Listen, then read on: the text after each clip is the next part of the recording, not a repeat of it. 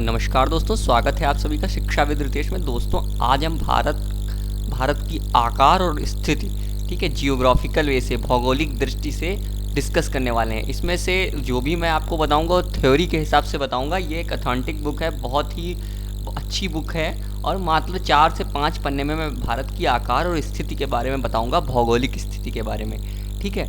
और इसमें से 1 से 5 नंबर, मतलब 5 नंबर, 4 नंबर, 3 नंबर हर एग्ज़ाम में आता ही आता है। मतलब 1 से 5 नंबर के बीच में इस टॉपिक से आएगा ही आएगा। चलिए शुरू करते हैं। भारत की आकार और स्थिति। भारत विश्व की प्राचीनतम संस्कृतियों में से एक है, ठीक है। एक फिगर दिखा देते हैं जिससे आपको अच्छा लगेगा कि हम क्या क्या पढ़ाने वाले हैं। ये देखिए एक फिगर है, ये इस फिगर में दिखाएंगे। तो पहले देखते हैं फिर भारत है कहाँ। ये विश्व है, जैसा कि मैंने एक बार आपको बता चुके हैं कि ये विश्व है। विश्व में ये ऑस्ट्रेलिया है, ये एशिया है, एशिया में ही भारत है, ये यूरोप है, ये अफ्रीका है, ये उत्तरी अमेरिका है और ये दक्षिणी अमेरिका है, ठीक है। क्या फिर से, ये है ऑस्ट्रेलिया, ये एशिया, ये यूरोप, ये अफ्रीका, ये उत्तरी अमेरिका और ये दक्षिणी अमेरिका। माउस पॉइंटर पे ध्यान दीजिएगा। तब एशिया में क्या है, एशिया में ही भारत है। भारत कहाँ है, भारत एशिया में है, एशिया महाद्वीप में है, तो ये एशिया में है। और ये सब वो दिए हैं, ठीक है, डिग्री अक्षांश इधर के, ठीक है। तो अभी हम ये आपको बताएंगे कि क्या होता है। पहले जैसे बिल्कुल बिगनर्स नहीं बच्चे होते हैं जिन्हें कुछ पता ही नहीं होता है, उनको मैं बता रहा हूँ। तो भारत विश्व की प्राचीनतम संस्कृतियों में से एक है। पिछले 5 दशकों में भारत ने सांस्कृतिक आर्थिक रूप से बहुमुखी उन्नति की है। बिल्कुल सही बात है। कृषि, उद्योग, तकनीक और सर्वांगीण आर्थिक विकास से अद्भुत प्रगति हुई है। भारत का विश्व इतिहास में भी महत्वपूर्ण योगदान रहा है। चलिए अब हम आते हैं स्थिति पे। भारत एक विशाल देश है भाई, विशाल है। यह उत्तरी गोलार्ध में स्थित है और इसका मुख्य भाग 8.4 से उत्तर से 37.6 उत्तरी अक्षांश। ये कैसे भाई जानेंगे हम, ठीक है। भारत उत्तर दिशा में स्थित है, तो भाई सही है बात, भारत उत्तरी गोलार्ध में है, ठीक है। भारत उत्तरी गोलार्ध में है, ये कैसे याद करेंगे हम।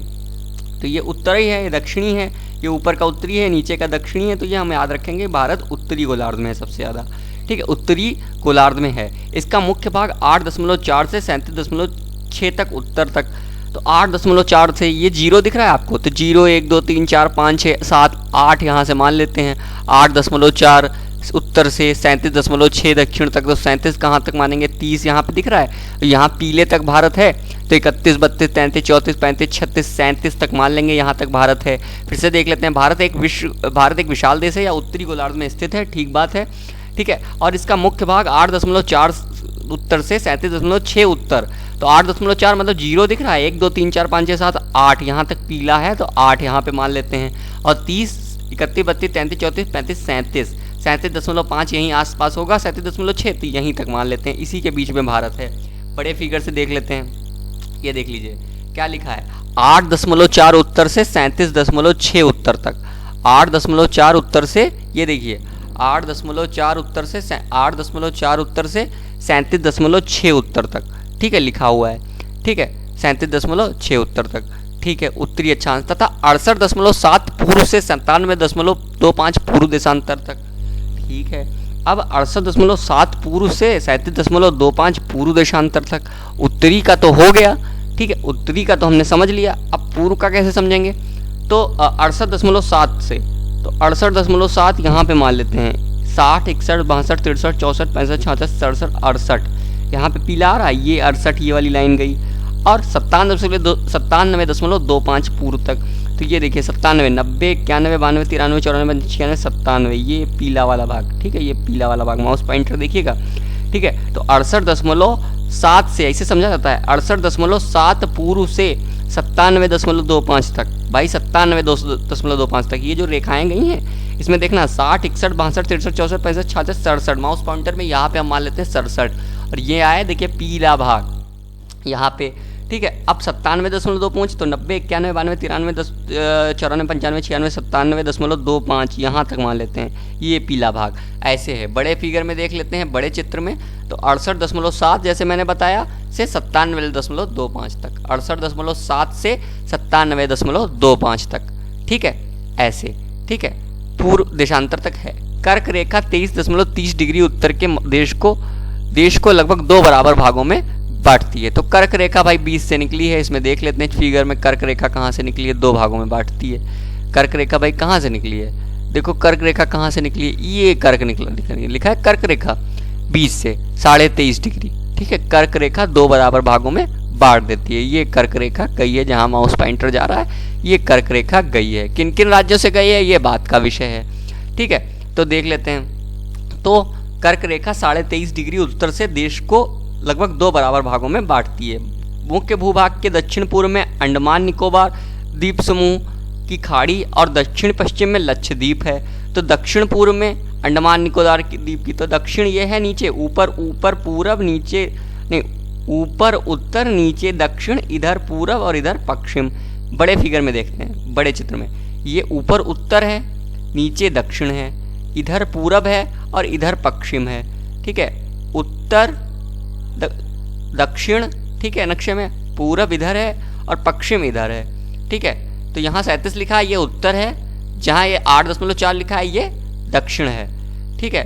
ये 97 जहाँ लिखा है ये पूरब है और जहाँ ये 68 लिखा है वो पश्चिम है, ठीक है। तो अब क्या कह रहा है, कह रहा है कि लगभग 2 बराबर मुख्य भूभाग के दक्षिण पूर्व में अंडमान और निकोबार द्वीप समूह। तो दक्षिण पूर्व कहाँ हुआ, ये दक्षिण पूर्व हुआ, ये पूरब था और ये दक्षिण नीचे है, तो दक्षिण पूर्व यहाँ मान लेते हैं हम। कहाँ मान लेते हैं, दक्षिण पूर्व कहाँ मान लेते हैं, यहाँ। ये है अंडमान निकोबार, इधर बंगाल की खाड़ी के पास है, ये अंडमान निकोबार है, देखिएगा आप, ये अंडमान निकोबार है, ठीक है, ठीक है। अगला, दक्षिण पूर्व में अंडमान और निकोबार द्वीप समूह और बंगाल की खाड़ी भी उधरी थी, और दक्षिण पश्चिम में लक्षद्वीप समूह और अरब सागर है। तो लक्षद्वीप और अरब सागर यानी ये देखिए दक्षिण पश्चिम में, ये दक्षिण है नीचे और ये पश्चिम है, ये अरब सागर हुआ, ये लक्षद्वीप हुआ। माउस पॉइंटर देखिएगा, ये अरब सागर हुआ, ये लक्षद्वीप हुआ।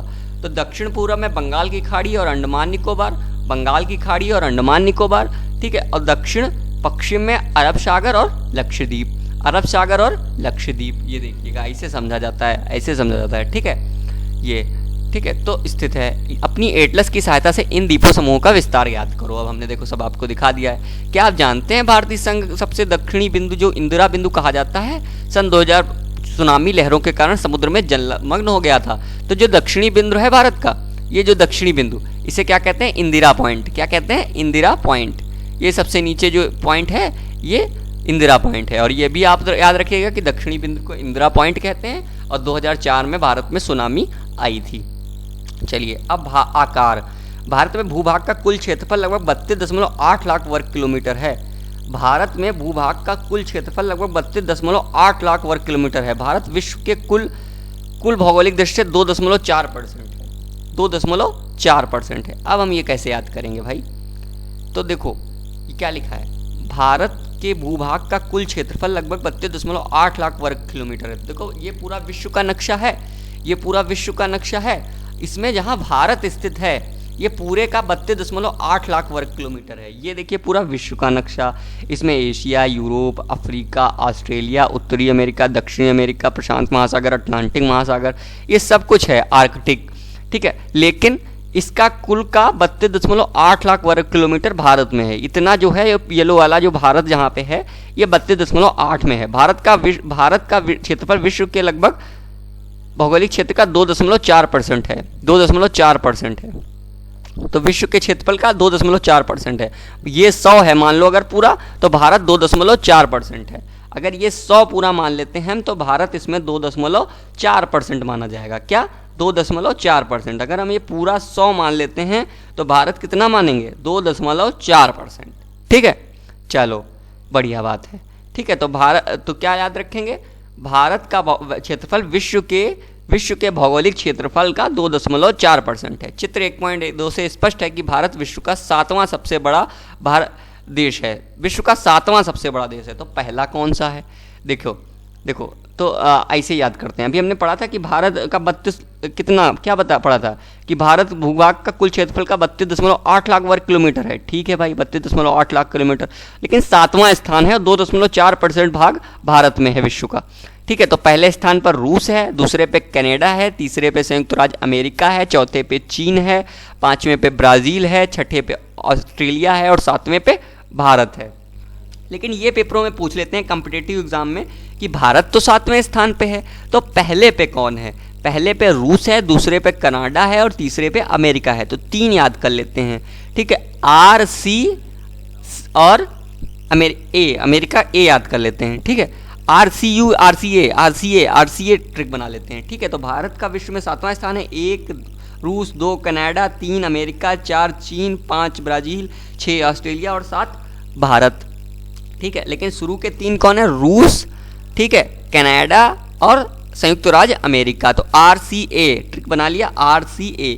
पहले पे रूस, दूसरे पे कनाडा और तीसरे पे संयुक्त राज्य अमेरिका। तो पहले पे रूस है, ठीक है, फिर जो है कनाडा है और उसके बाद क्या है? अमेरिका है। चलिए, ठीक है। अब भारत की स्थल सीमा रेखा लगभग 15,200 किलोमीटर है और समुद्री तट रेखा अंडमान और निकोबार द्वीप समूह तथा लक्षद्वीप समूह के साथ 7,516.6 किलोमीटर, ठीक है। तो भारत की स्थल सीमा लगभग 15,200 किलोमीटर है और समुद्री तट रेखा अंडमान और निकोबार द्वीप समूह तथा लक्षद्वीप के साथ, ठीक है, 7,516.6। तो भारत की स्थलीय सीमा क्या मतलब? भारत जहाँ जहाँ स्थलों से सीमा बनाता है उसकी सीमा कितनी है? 15,200 किलोमीटर। भारत की स्थलीय सीमा रेखा लगभग 15,200 किलोमीटर है। ये देखिए 15,200 किलोमीटर। और समुद्री तट रेखा अंडमान और निकोबार द्वीप समूह तथा लक्षद्वीप के साथ 7,516 मतलब 7,016 किलोमीटर है, ठीक है। तो स्थलीय से जहाँ जहाँ भारत सीमा बनाता है, जहाँ जहाँ स्थल से सीमा बनाता है भारत, वो 15,200 किलोमीटर है। कितना? 15,200 किलोमीटर। और समुद्र तट रेखा मतलब जैसे समुद्र रेखा, ये देखिए समुद्र तट रेखा, ये समुद्री तट रेखा ही तो है पूरी, ये निकली है, इसको मिला लें, ठीक है, समुद्री तट रेखा को मिला लें और अंडमान निकोबार द्वीप समूह तथा लक्षद्वीप के साथ, तथा अंडमान निकोबार में भी तो समुद्री सीमा है, ये देखिए अंडमान के इधर उधर समुद्र है और इधर लक्षद्वीप के भी इधर उधर समुद्र है। तो इनको सबको मिला लें तो कितना है? तो है 7,516 किलोमीटर। कितना? 7,516.6 मतलब 7,516.6 किलोमीटर है। भारत के उत्तर पश्चिम उत्तर तथा उत्तर पूर्वी सीमा का नवीनतम वलित पर्वत है। भारत के उत्तर पश्चिम, उत्तर तथा उत्तरी पूर्वी सीमा नवीनतम वलित पर्वत हैं, ठीक है। इसके दक्षिण का भूभाग उत्तर से चौड़ा है और 22 डिग्री उत्तरी अक्षांश से हिंद महासागर की ओर सकरा होता गया है।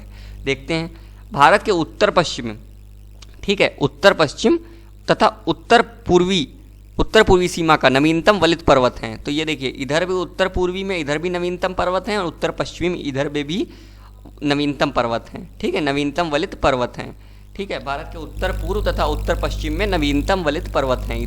इधर मान लेते हैं उत्तर पूर्व है और इधर उत्तर पश्चिम है, मान लेते नहीं है उधर, ठीक है।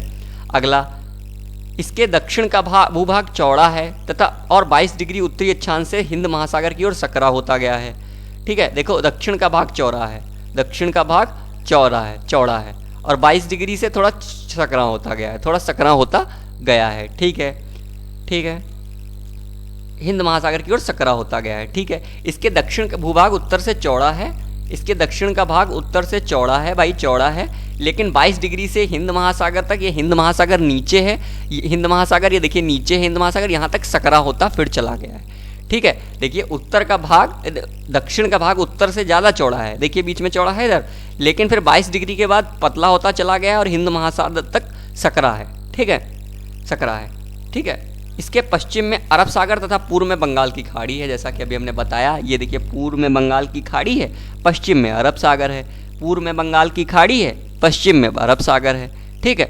ये तो पता चल गया सबको भैया, ठीक है। चित्र 1.3 देखिए, ठीक है, देखा हमने, देखा 1.3 बंगाल की खाड़ी है, अरब सागर है। अब क्या दिखा रहे हैं 1.3 में? अक्षांश और देशांतर का विस्तार लगभग 30 डिग्री है, परंतु फिर भी पूर्वी पश्चिम का विस्तार उत्तर दक्षिण के विस्तार से अपेक्षा क्रम प्रतीत होता है। दोनों तरफ 30 डिग्री है, देखो इधर भी 30 मान लेते हैं, इधर भी 30 ही है, इधर भी 30 डिग्री है 37 से 8 और इधर 68 से 97, इधर भी 30 है, इधर भी 30 है, लगभग 30, लगभग 30। तो 8.4 से 37.6 ये भी 30 लगभग है, 68.7 से 97.5 ये भी लगभग 30 डिग्री है, ये कह रहे हैं। देखिए चित्र 1.3 में अक्षांश और देशांतर का विस्तार लगभग 30 डिग्री है, परंतु फिर भी पूर्वी पश्चिम का विस्तार उत्तरी दक्षिण के विस्तार से अपेक्षा कम प्रतीत होता है, ओके। गुजरात और अरुणाचल प्रदेश के स्थानीय समय में लगभग 2 घंटे का अंतर है, अतः 82.30 पूर्वी देशांतर रेखा को भारत की मानक समयामोत्तर रेखा माना गया है, जो कि उत्तर प्रदेश के मिर्जापुर से गुजरती है। फिर से देखते हैं, गुजरात और अरुणाचल प्रदेश के स्थानीय समय में 2 घंटे का अंतर है। ये क्वेश्चन बहुत आता है, ये इधर गुजरात है, किधर फिर से इस चित्र में देखते हैं और कोई बहुत बढ़िया चित्र। हाँ, ये गुजरात और ये अरुणाचल प्रदेश। अब गुजरात और अरुणाचल प्रदेश के समय में 2 घंटे का अंतर है। कितना अंतर है? 2 घंटे का। ठीक है, गुजरात और अरुणाचल प्रदेश के समय में 2 घंटे का अंतर है। 2 घंटे का। कितना? 2 घंटे का। गुजरात और अरुणाचल प्रदेश के समय में 2 घंटे का अंतर है। बहुत इंपॉर्टेंट क्वेश्चन है। ठीक है, ये देख लेते हैं। लिखा है, क्या लिखा है? ये गुजरात और अरुणाचल प्रदेश के स्थानीय समय में 2 घंटे का अंतर है, अतः 82.5 डिग्री पूर्वी देशांतर रेखा भारत की मानक यामोत्तर रेखा है। तो 82.5 डिग्री कहाँ? ये मान लेते हैं 70, ये हुआ 60, 70, 71, 72, 73, 74, 75, 76, 77, 78, 79, 80, 81, 82, ये निकली गोल सी। ठीक है, तो 82.5 डिग्री, 82.5 डिग्री पूर्वी देशांतर रेखा को भारत की मानक समय रेखा माना गया है। तो 82.5 कहाँ? 80, 81, 82, यही मान लेते हैं। 82.5 ये उत्तर प्रदेश के इलाहाबाद के मिर्ज़ापुर से। ठीक है, तो उत्तर प्रदेश इसमें है और बड़े इसमें देखते हैं, ये यहाँ से निकली है 82.5 उत्तर प्रदेश। ये देखिए उत्तर प्रदेश के मिर्ज़ापुर से निकली है ये उत्तर प्रदेश। 82.5 अब भैया कह दो कि हम कैसे माने सर जी? तो ये देख लीजिए 80 है, 81, 82 यहाँ से लगभग निकली होगी, ये उत्तर प्रदेश के पास से निकली होगी। ठीक है, तो यहाँ 82.5 डिग्री मान लेते हैं। ओके, ठीक है, तो गुजरात से अरुणाचल प्रदेश के स्थानीय समय में लगभग 2 घंटे का अंतर है, अतः 82.5 डिग्री पूर्वी देशांतर रेखा को भारत की मानक समय रेखा माना गया है। 82.5 डिग्री पूर्वी देशांतर रेखा को भारत की मानक यामोत्तर रेखा माना गया है, जो कि उत्तर प्रदेश के मिर्ज़ापुर से गुजरती है। अक्षांश का प्रभाव दक्षिण से उत्तर की ओर दिन और रात की अवधि पर पड़ता है। अक्षांश का प्रभाव उत्तर से उत्तर की ओर, दक्षिण से उत्तर के दिन और रात में पड़ता है। अक्षांशीय गति के कारण ही दिन और रात होते हैं, ऐसा भी हम मान सकते हैं, कह सकते हैं।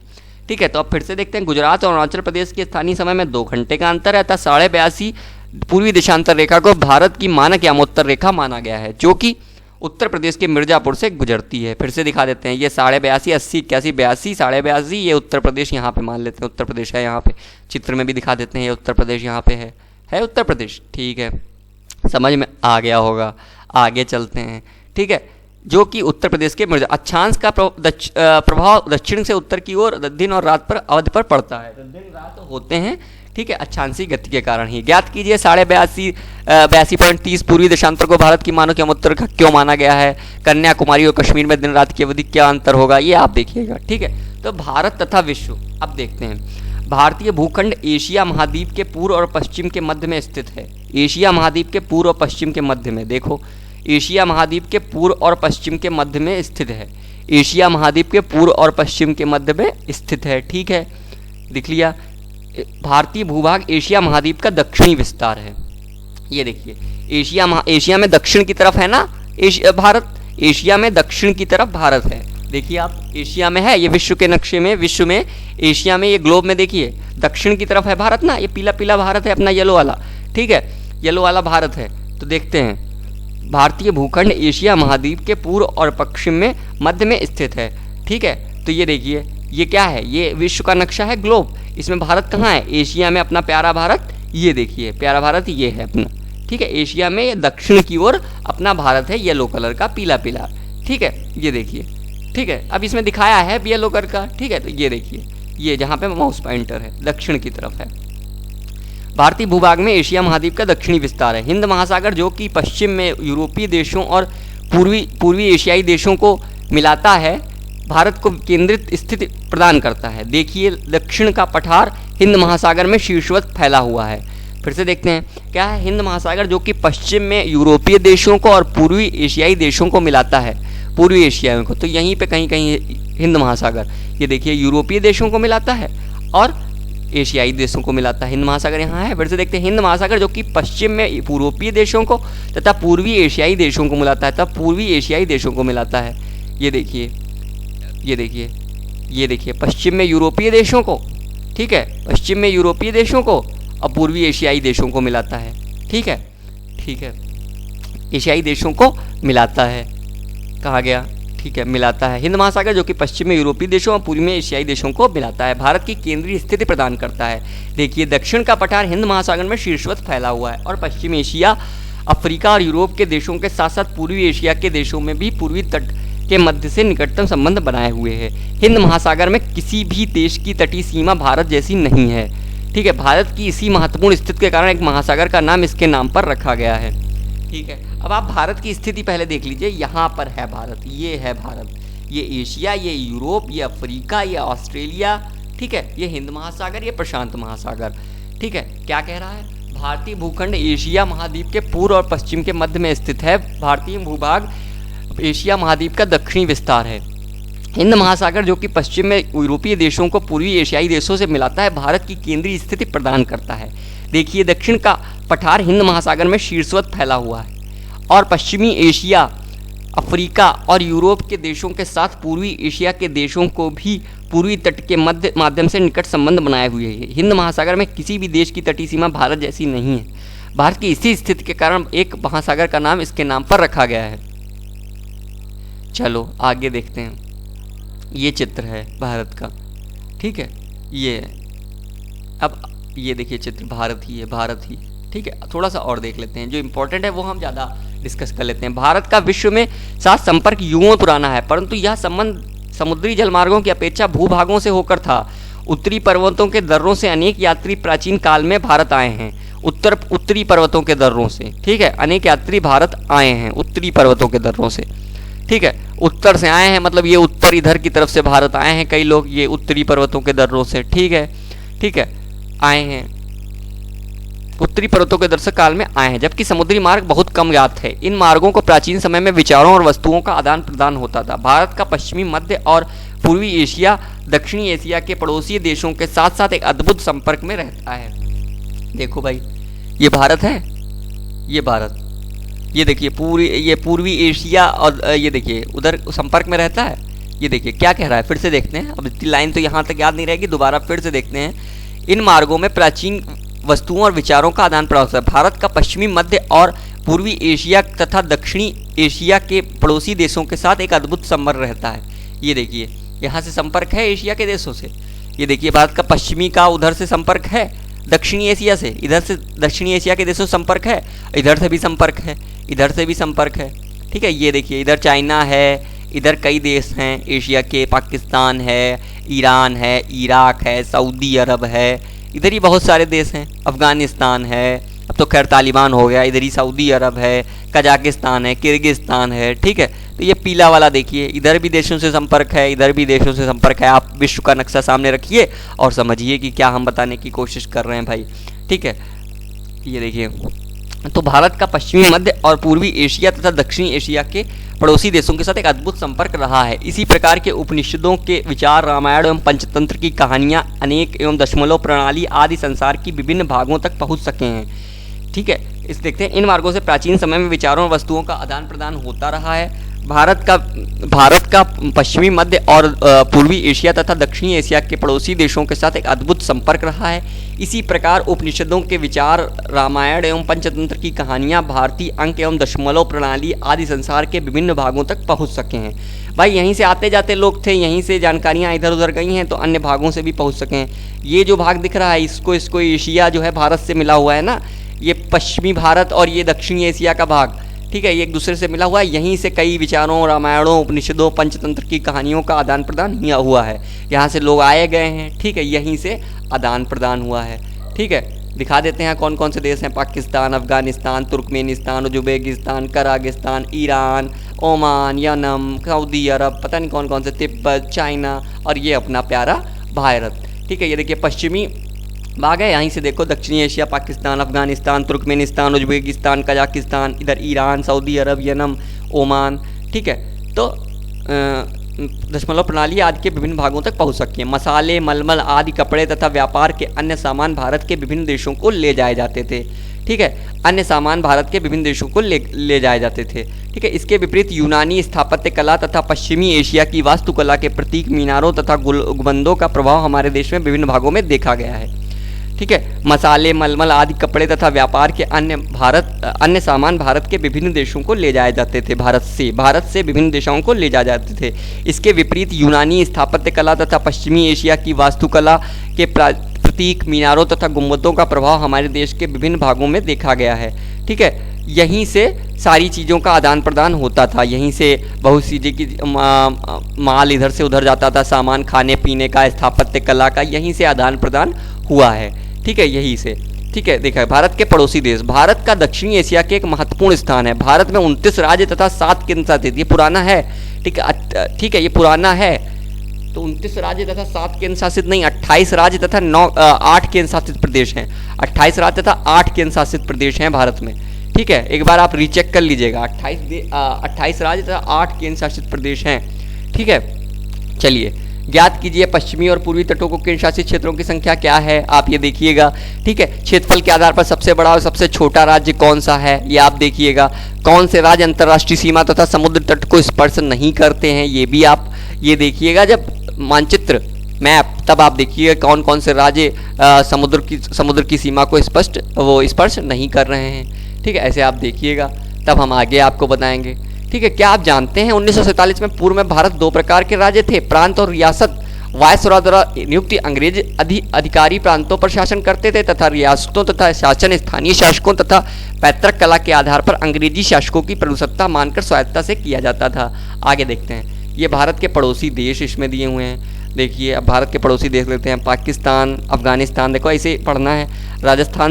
राजस्थान से पाकिस्तान की सीमा बन रही है। ठीक है, गुजरात से पाकिस्तान की सीमा बन रही है, पंजाब से बन रही है, जम्मू कश्मीर से बन रही है। ठीक है, इधर देखते हैं, उत्तराखंड से चाइना की सीमा लग रही है, हिमाचल प्रदेश से लग रही है, जम्मू कश्मीर से लग रही है, नहीं लग रही है। यहाँ पे अब लद्दाख हो गया है, क्या हो गया है, ये लद्दाख हो गया है, तो लद्दाख से चाइना की सीमा लग रही है, अरुणाचल प्रदेश से लग रही है। ठीक है, फिर इधर आ जाते हैं, नागालैंड, अरुणाचल प्रदेश, मणिपुर और मिजोरम से म्यांमार की, जिसे बर्मा कहते हैं, पहले रंगून कहते थे। एक गाना नहीं है, मेरे पिया गए रंगून, वहाँ से किया है टेलीफोन, यहीं से किया था, तो ये म्यांमार है। तो अरुणाचल प्रदेश, नागालैंड, मणिपुर, मिजोरम, इसकी सीमा म्यांमार से लग रही है।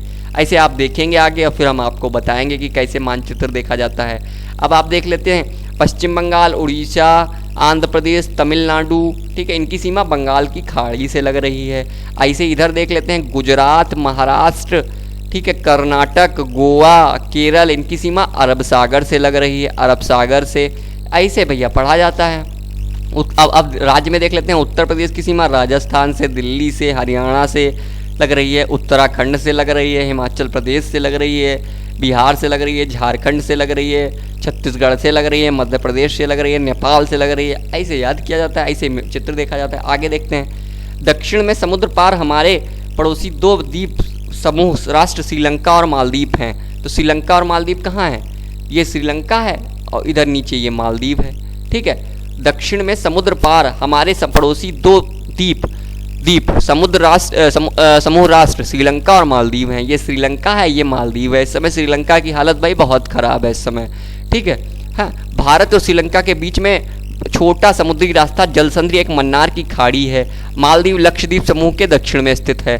देखो, लक्षद्वीप के दक्षिण में मालदीव है। ये लक्षद्वीप भारत का देश है और मालदीव एक अलग देश है। यहाँ लोग घूमने नहीं जाते हैं भाई, घूमने जाएंगे हम मालदीव जाएंगे, ठीक है, समुद्र के किनारे, तो ये मालदीव है।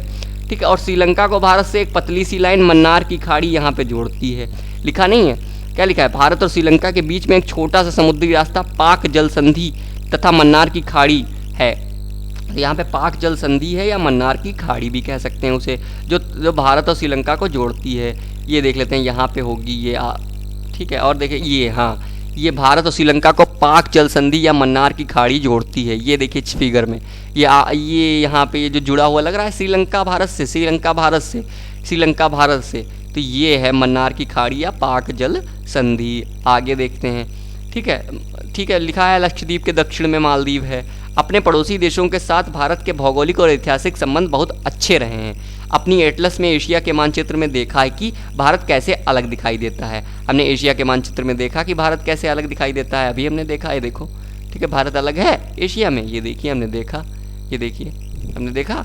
चलिए, आशा करते हैं आपको ये मानचित्र से समझ में आया होगा कि किस तरह से मानचित्र देखते हैं और हमारी भारत की स्थिति कहाँ पे है, ठीक है, भौगोलिक क्षेत्र से, ठीक है, मैप में। ठीक है, तो अगर आपको समझ में आया है तो ऐसे ही और भूगोल के वीडियो आते रहेंगे, हम आपको बताते रहेंगे किस तरह से समझना है, और भूगोल के साथ साथ कई विषयों के और भी वीडियो आते रहेंगे।